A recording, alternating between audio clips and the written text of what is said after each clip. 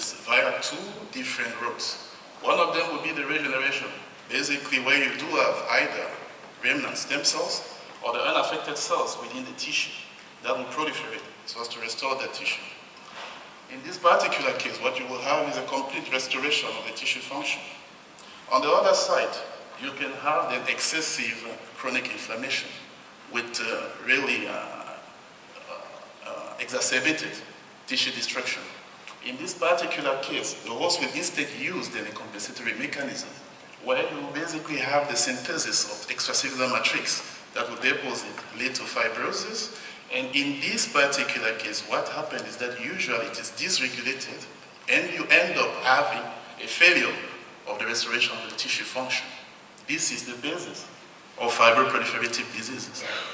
So while fibroproliferative diseases are much more common than appreciated, so basically they constitute 45% of all reported death in developed countries, and perhaps even more than that in developing countries. So those diseases, they do span from asthma, myocardial fibrosis, and interestingly, schistosomiasis, an infectious disease. This is a quite ancient disease, basically, that was identified close to 2 centuries ago by the German pathologist Thomas Theodor Bilhaus. Bilhaus discovered that in Egypt, but 2 centuries later, we are still facing the schistosomiasis as a major public health problem. So the disease is quite endemic there, at risk therefore close to hundreds of millions of people, and killing close to 200,000 people every single year. Here is a depiction, for example, of a child that is infected chronically with schistosomiasis. What you can clearly observe here is a protuberant abdomen here with hepato and splenomegaly.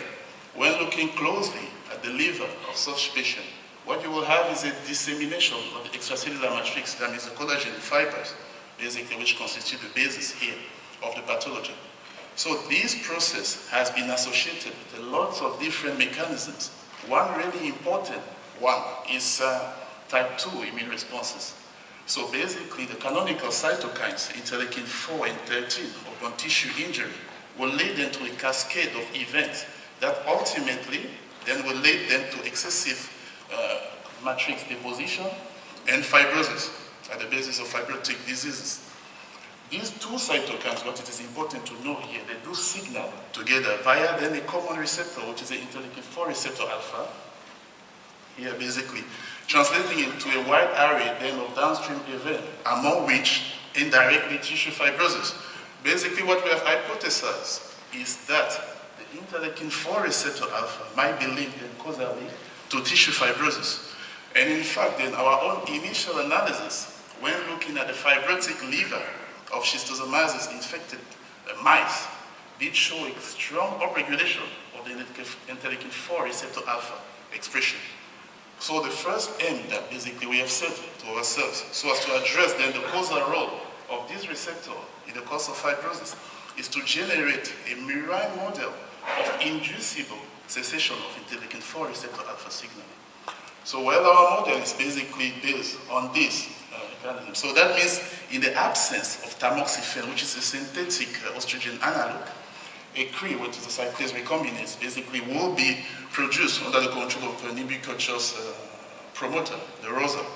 So that CRE will locate to the cytoplasm in the absence of tamoxifen and won't be able then to translocate to the nucleus so as to cleave here, basically exons of the interleukin-4 receptor alpha. But in the presence of tamoxifen, what happens is that this CRE can translocate to the nucleus and then cleave those exons, leading here basically then to a non-functional interleukin-4 receptor alpha. We have validated that basically by giving tamoxifen to those animals and checking now for the level of expression of this interleukin-4 receptor alpha. And what you can see here is that in various different tissues, you should look for the red histogram, you have a drastic reduction of the expression of this interleukin-4 receptor alpha. So which at least here then led them to, and compellingly so, to agree that our model of functional inactivation of interleukin-4 receptor alpha is working. So next then, what we have then tried to do is basically try to look whether we can use then this model so as to address the role of interleukin-4 receptor alpha during a clear model of fibroproliferative disease. which is chronic schistosomiasis. I must first of all recall that schistosomiasis is a quite dynamic process and infection. So you will have a span from a type 1 immune responses to a type 2 immune response, and later on, when you have a highly fibrotic liver, you have the hegemony of a modified type 2 immune response. So it is there at the chronic phase that we have removed the receptor. And what we observe, this is understandably so, that you have scar tissue in the lobe of chronically infected animals in the presence of interleukin-4 receptor alpha. But as soon as you do remove the receptor, that scarification disappears. And interestingly, when you look even at the histological level, the collagen fiber here is still in blue throughout the whole liver parenchyma. And when you remove the receptor, that was fantastic. That is the minimum thing as you say. So basically here, it does appear that the removal of this receptor those drive here a dissipation or an amelioration of the fibroproliferative pathology. So the next thing that we went on then to look at was the immune response that basically associated with this. We have categorized the immune cytokines into either anti-fibrotic, which will be blue, and pro-fibrotic as the red one.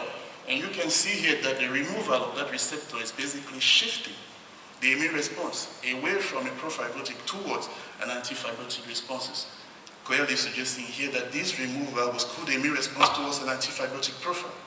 And importantly here, we also noted that the tissue, the lymph node that are draining basically this liver, you had here an expansion of host regulatory T cells upon removal of that receptor, as well as expansion of host regulatory B cells, which altogether then will compellingly show that alpha receptor alpha during chronic schistosomiasis will expand regulatory T and B cells. So now to summarize this, for those basically that did not listen, so what I have shown today is basically that in the course then of tissue injury, you will have the two cytokines, type 2, 4 and 13, being recruited, driving a cascade of events, and later on then tissue fibrosis. But if you do come and remove the interleukin-4 receptor alpha, what happens is you will skew the immune response away from the type 2, one that is fibrotic. You will have an expansion of host regulatory cells, and ultimately you have a mitigation of fibrotic process. On this then, as a take-home message, we will have here, what I showed to you today is that interleukin-4 receptor alpha during chronic schistosomiasis basically ameliorate fibroproliferative pathology. So I would first of all like to thank here the BioLegend for awarding me a travel grant so as to be present here, and thank particularly to my supervisor, Professor Frank Brombaka at the University of Cape Town, to all the lab members and the supporting founding agency. And thank you for your kind attention.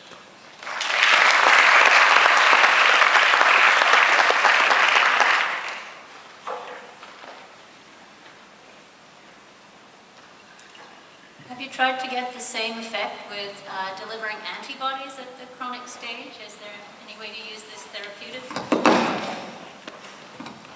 Well, that is it's an excellent question. We have actually tried, and then until we have spent too much money just to notice that they didn't penetrate enough within the liver. So which brings me then to one of the reasons why I'm present here today was just to look for potential attempts or approaches for pharmacological inhibition of that receptor. Any partnership in that regard is welcome. Nice talk. Does interleukin-4 receptor alpha knockout improve liver functions? For example, liver histopathology, ALT/AST function, and some other parameters? Come again with the question, sir. Does your interleukin-4 receptor knockout improve liver functions of your experimental animals? For example, your histopathology, you show us a couple of pictures along with ALT, AST, etc. Okay, sure. That is. Well, at baseline, the removal of IL-4 receptor alpha basically didn't affect neither AST nor ALT.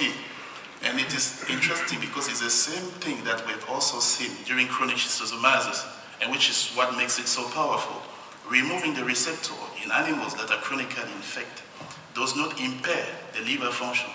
And on the contrary, I could cautiously say here that it does improve their function, because those animals when compared, for example, with those that had lost the receptor long ago, if you have a temporal targeting of the alpha receptor alpha, the animal do survive just like wild-type mice, and even better.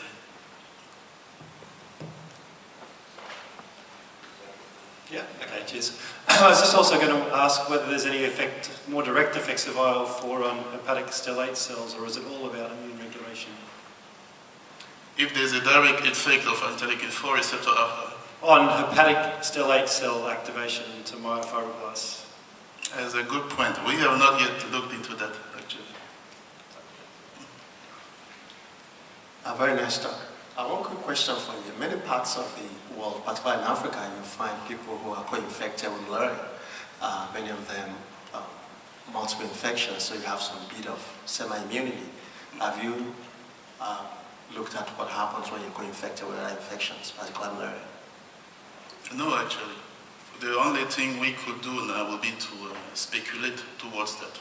I guess the removal of the alpha receptor alpha by dampening the type 2 immune responses might most likely then trigger type 1 immune responses and prove them to be protective somehow in the course of a co-infection with malaria. But you know, the idea here is basically not then to have them to give that to patient within the course of an infection. You do have a drug for that, which is praziquantel. It's less than 2 cents and a single dose drug. It will be administered to the patient once they have let it off, and that's the big problem. Now, those patients, they never recover fully their liver function due to remnant fibrosis. What we are proposing here is then to use such a strategy so as to try to reverse and basically restore the full liver function. So we know. Thank you. Sure.